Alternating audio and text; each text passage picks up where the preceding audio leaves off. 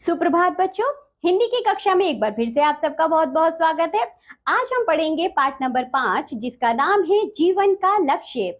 इसे पढ़ने से पहले कुछ बातें जानते हैं। जीवन में लक्ष्य सदैव बड़ा ही होना चाहिए। यह संसार कर्म भूमि है। इस संसार में रहकर सबको कुछ ना कुछ कर्म करना पड़ता है। यह कर्म किसी दिशा अथवा लक्ष्य को अवश्य समर्पित होता है। दिशा अथवा लक्ष्य के बिना कर्म वास्तव में कर्म नहीं होता।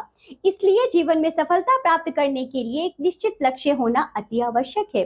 दृढ़ निश्चय और आत्मविश्वास से भरे व्यक्ति ही निर्विघ्न रूप से अपने लक्ष्य की प्राप्ति कर पाते हैं, क्योंकि कठिन परिश्रम ही लक्ष्य प्राप्ति का आधार है। आइए पढ़ते हैं। इससे पहले बच्चों अच्छी बातें जानिए।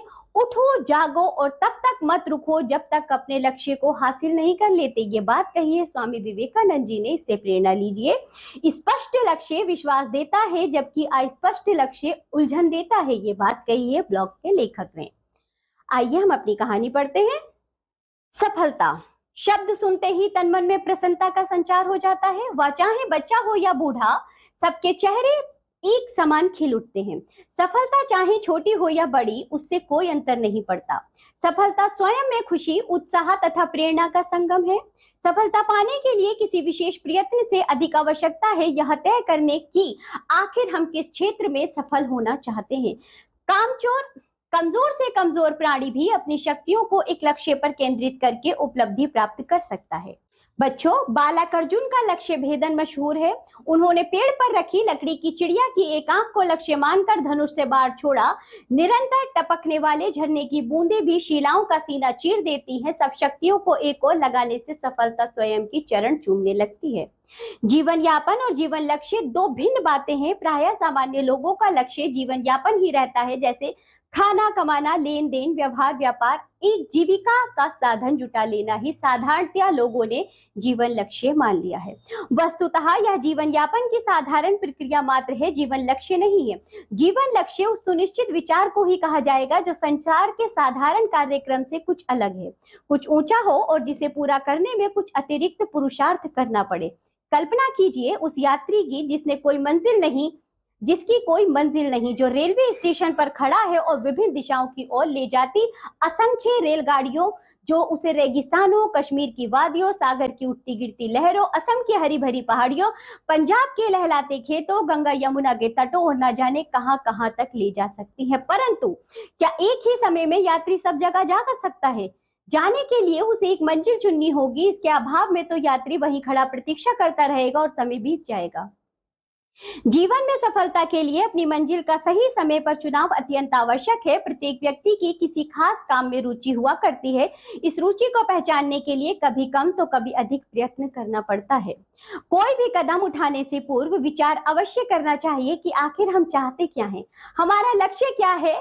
जब तक लक्ष्य साधा नहीं जाएगा उसे पाना दूभर है।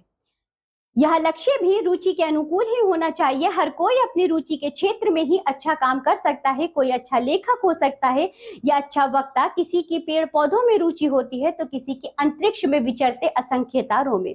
कोई बड़ी बड़ी मशीनों को नियंत्रित करने में आनंद का अनुभव करता है तो कोई रंग और कूची उठाकर चित्र बनाने में। अपने भीतर के व्यक्तित्व को पहचानना आवश्यक है। विश्व के सभी महान व्यक्तियों ने अपने अपने विशिष्ट गुणों को पहचाना और निखारा, तभी सफलता, यश, समृद्धि ने उनके कदम चूमे। जीवन में सफलता पाने के लिए उसमें पूरी तरह डूब जाना जरूरी है। महत्वपूर्ण यह नहीं है कि आप क्या काम कर रहे हैं, महत्वपूर्ण यह है कि आप उसे किस तरह कर रहे हैं। दूसरे का मुंह ताकने वाले कभी सफल नहीं होते। सच यह भी है कि अवसर आपको नहीं तलाशता, आपको सही अवसर की तलाश करनी पड़ती है। प्रकृति हमें काम में जुटे रहने की प्रेरणा देती है। बहती हवा, उगता डूबता सूरज, बहती नदियां, गिरते झरते मनुष्य को सदैव आगे बढ़ते रहने का संदेश देते हैं। इन्हीं की तरह जो जुटा रहता है, सफलता उसी के चरण चूमती है। लक्ष्य निर्धारित करते समय हमें अपनी योग्यताओं पर भी विचार करना चाहिए। प्रकृति भी हमें यही सिखाती है कि हर पदार्थ का अलग अलग रूप, रंग है, गुण है। हमें वही करना चाहिए जो हम अच्छी तरह कर सकते हैं। कोई कवि बन सकता है, कोई अभिनेता, कोई वैज्ञानिक तो कोई खिलाड़ी, किसी से तुलना नहीं की जा सकती। प्रत्येक व्यक्ति की रुचियां एवं योग्यताएं भिन्न भिन्न होती हैं। संसार के जो व्यक्ति अपना जीवन लक्ष्य मानवता को आधार बनाकर चुनते हैं वे महान कहलाते हैं। ऐसे व्यक्ति दृढ़ निश्चय और आत्मविश्वास से भरे होते हैं। उनके चरित्र की आभा उनके व्यक्तित्व में झलकती है। जो दूसरे की सलाह पर अपनी निश्चित दिशा त्याग देते हैं, जो क्षण क्षण हल्के में विचार बदलता है, ऐसा व्यक्ति संसार में कोई महान कार्य नहीं कर पाता। हल्के हवा के झोंके भी जिस वृक्ष को गिरा दें वह किसी को फल फूल क्या देगा। बड़ी बड़ी आंधियों को झेलने का साहस रखने वाले वृक्ष ही दूसरों की भूख दूर करते हैं, किसी का आश्रय स्थल बनते हैं। जो व्यक्ति दूरदर्शी है, अपनी सूझबूझ से आने वाली परिस्थितियों पर सोच विचार कर कदम उठाता है, उसे बड़ी से बड़ी बाधा भी नहीं हिला पाती। वह हिम्मत नहीं हारता और हर दिशा में सफलता पाता है। लक्ष्य सिद्धि का मुख्य आधार परिश्रम है। संकल्प दृढ़ हो तो क्या नहीं हो सकता। ताजमहल जैसी कलात्मक भव्य इमारत बन सकती है। चीन की सैकड़ों मील लंबी दीवार, मिस्र के महान पिरामिड मनुष्य के पक्के इरादे तथा मेहनत के ही परिणाम है। पक्के इरादे वाले धनी लोग ही एवरेस्ट की चोटी पर विजय पताका फहरा पाए, अटलांटिक महासागर को लांघ पाए, चांद तक पहुंच सके और अंतरिक्ष के चक्कर लगा पाए। मेहनत की पूंजी हम सबके पास है, उसका अधिकाधिक उपयोग कर हम ही अपना जीवन सफल बना सकते हैं। जीवन लक्ष्य की दृढ़ता और आत्मविश्लेषण का विवेक इतना परिभाषित होना चाहिए कि सांसारिक बाधाओं का इस पर प्रभाव न पड़े सके। तभी स्थिरता पूर्वक उस महानता की ओर अग्रसर हुआ जा सकता है। यदि श्रम पूर्वक पसीना बहाएं तो सफलताएं मुस्कुराकर गले लगाएंगी। लक्ष्य प्राप्ति का आधार बन जाएगा और जीवन सफल हो जाएगा। तो बच्चों, इस कहानी से हमें यह सीख मिलती है कि व्यक्ति को अपनी योग्यता एवं रुचि के अनुरूप ही अपने जीवन का लक्ष्य चुनना चाहिए। तन मन और बुद्धि को एकाग्र करके व्यक्ति कठिन परिश्रम के साथ अपने लक्ष्य की प्राप्ति कर सकता है। और हमने यह भी सीखा, लक्ष्य का महत्व जाना। लक्ष्य अनुशासन व उपलब्धि के बीच का पुल है। कठोर परिश्रम लक्ष्य प्राप्ति का आधार है। जीवन को सशक्त बनाना, लक्ष्य प्राप्ति में दृढ़ संकल्प व दृढ़ आस्था को जाना। तो चलिए बच्चों, इसी के साथ ये पाठ होता है यहाँ समाप्त। अब हम मिलेंगे आपसे अगली कक्षा में, तब तक के लिए बाय बच्चों।